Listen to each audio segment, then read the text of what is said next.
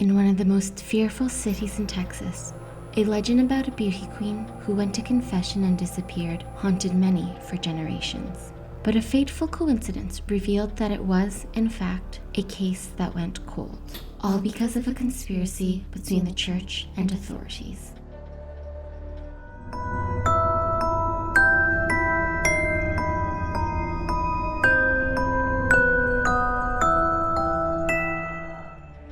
In the 1960s, 25-year-old Irene Garza was considered one in a million. Growing up in McAllen, Texas, the Mexican-American achieved, for the times, the unachievable. She was well-educated, a school teacher, and a former Miss South Texas. But like any other person, she had her fears. Remember the last time we talked? I told you I was afraid of death, she once wrote in a letter to a friend. Well, I think I'm cured. I've been going to communion and mass daily. And you can't imagine the courage, faith, and happiness it has given me. Long before Irene sent the letter, she was known as a devout Catholic who had a bright future ahead of her. So many would be surprised to hear that she had such a fear, and could have never imagined that less than 2 weeks later, her worst fear became a reality. On a Saturday evening, Irene told her family she was going to Sacred Heart Church for confession. It was part of her weekly routine. Every weekend she would go, whether she needed to or not. She promised her mother she wouldn't take long as she headed out the door. Still, several hours went by, and Irene had yet to come home. Many recalled seeing her at the church, putting on a lace veil, kneeling in a pew, and standing in a confession line. But not a single person could recall seeing her leave. The only clue to her whereabouts was her car. It was still parked down the street from her church, where she confessed. Few people dared to question if the church knew more. In fact, parishioners were warned not to bear false witness against any member of the church. 5 days after Irene went missing, her family received devastating news. Irene's body was found dumped in a canal. Her blouse was unbuttoned, and her underwear was missing. Her autopsy revealed that she was beaten, raped while in a coma, and died from asphyxiation. There were no eyewitnesses, fingerprints, or physical evidence that could point towards the murderer. Any hair, blood, or semen that could have helped was washed away in the canal. The only clue the police had was a muddy shoe print that contained a strand of Irene's hair. It appeared to belong to a man who could have been anywhere between a size 8 or 11. 2 weeks later, the police discovered another clue. After draining the canal, they found a photoslide viewer at the bottom. Desperate to find Irene's murderer, they turned to the public for help in finding the owner. Only 2 days later, they received an unexpected letter. A 27-year-old visiting priest named John Fight simply wrote, "That slide viewer belongs to me." When the police questioned him, they discovered he worked at the same church that Irene attended, and that he was helping to take confessions the night she disappeared. The police became more suspicious of him after hearing different accounts of what happened that night. At first, he denied hearing her confession at all. Then, he admitted to hearing her confession, not in the booth, but in the rectory, which was viewed as highly inappropriate by other priests. The police later discovered it wasn't the first time.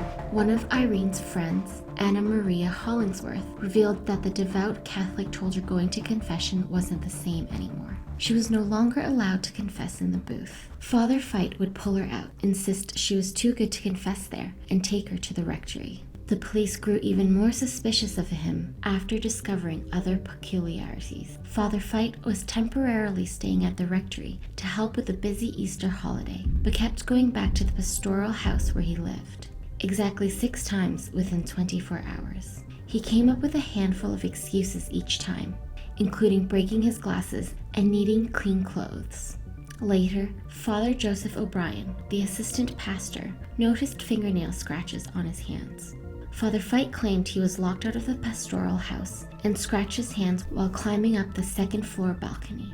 I guess this gentleman climbs the wall like this, but he said he got them climbing a wall. What was even more alarming was that just 3 weeks earlier, another woman almost met the same fate as Irene. In March, a 22-year-old college student named Maria America Guerra was attacked at the Sacred Heart Church in Edinburgh, Texas. While praying, a man grabbed her from behind and tried to stuff a rag in her mouth. Fortunately, she managed to escape by biting his fingers before running towards a side door. her attacker, Father Fight. Maria told the police that she saw him earlier that day when she noticed someone watching her from a blue and white sedan. The thought that it was the same man that I saw earlier entered my mind, but being in the house of God, I dismissed any thoughts of fear of foul play, she later told detectives.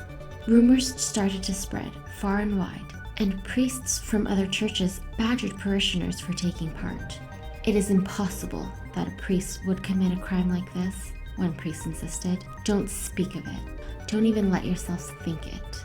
But investigators weren't convinced and brought in the most elite polygraph team in the country to question Father Fight. In a report, examiners noted that he was evasive and seemed to enjoy baiting them. Once, he encouraged them to ask if he believed he may have done something to cause Irene's death. To his own question, he answered yes. He also said there wasn't enough evidence to pin him to Maria or Irene's cases, and that even a top defense attorney could not tear holes in it. Examiners concluded that the tests definitely implicated him in both cases, and that they were convinced he attacked Maria and killed Irene. Aside from the tests, Father Fight did, in fact, own a blue and white sedan, and eyewitnesses saw him fleeing the church after Maria was attacked. Still, he walked away a free man. After 2 years, he was only brought to court for Maria's case and was merely fined $500. Irene's case remained open, but detectives moved on to other cases and the media dropped the story. The only assurance of justice that Irene's family ever received was from Father O'Brien. Father O'Brien promised the family that the church would punish him if it found that he had done wrong. Irene's aunt, Erlinda de la Niña, recalled. He told us that the church's punishment was greater than any sentence handed down by the courts, and we believed him. Who are we to question a priest? 42 years later, in the same month that Irene was murdered, a former priest made a chilling confession. In a 2-page letter sent to the San Antonio police, Dale Tashney recounted his days at a monastery in Ava, Missouri. In 1963, he was asked by his superiors to counsel a new priest that was coming after murdering a young woman. That priest was Father Fight. After months of counseling, Father Fight confided in Dale about the details of his crime. He told Dale that after hearing the woman's confession in the rectory, he assaulted, bound, and kicked her. He later moved her to another location and left her in a bathtub with a bag over her head. As he left to return to the church, he could hear her saying, "I can't breathe, I can't breathe." Still, he shut the door and left. When he returned, she was already dead, so he carried her body into his car and dumped her along a canal. Shocked, Dale asked him why he was sent to the monastery instead of prison. He simply answered, "The church protected me." The timing of the letter turned out to be a fateful coincidence. The same year that Dale sent it, the Texas Rangers reopened Irene's case. Ranger Rudy Jaramillo was working on it without much luck, until Dale and a second priest came forward. Father O'Brien admitted that Father Fight had confessed his crime to him. Many of the details he shared matched Dale's statement. Still, both of their accounts never made it to court. The Hidalgo County District Attorney, Irene, insisted the evidence was weak and that he would not be presenting it to a grand jury. When Irene's family tried to push him to prosecute, he simply told them, "You will never get an indictment. You'll get one when pigs fly." Detectives and the public were outraged. Even the media demanded to know why he refused to prosecute. After months of backlash, he relented and asked his prosecutors to present the evidence to a grand jury. Still, Dale Tashney and Father O'Brien were never called to testify. The jury refused to indict Father Fight, and once again he walked away a free man. Eventually, he left the church, got married, and started a family in Scottsdale, Arizona. But a decade later, he was forced to face his sins. After Ricardo Rodriguez replaced Rene Guerra as Hidalgo County's new district attorney, he reopened Irene's case. 2 years later, Father Fight was arrested on murder charges and brought to Texas to stand trial. During the trial, Assistant District Attorney Mike Garza presented disturbing new evidence, a letter written in 1960 from one church official to another. The contents of the letter revealed that the church and the Catholic sheriff at the time, E.E. Vickers, conspired to undermine Irene's investigation. They were concerned that it would affect their reputation and the campaign of Catholic presidential candidate John F. Kennedy. The conspiracy was later confirmed by a local attorney named Darrell Davis. Back in 1962, Darrell was a TV reporter who covered Maria's case against Father Fite. He revealed that at the time, he and several other reporters were summoned to an off-the-record meeting with the district attorney Robert Lattimore. He said, we know, verbatim, we know that Father Fite killed Irene Garza. And I remember he said, and the church knows that he killed Irene Garza. So we have made some arrangements. Darrell also revealed that in exchange for the plea, Father Fite would not be prosecuted in Irene's case, and that the church would send him away.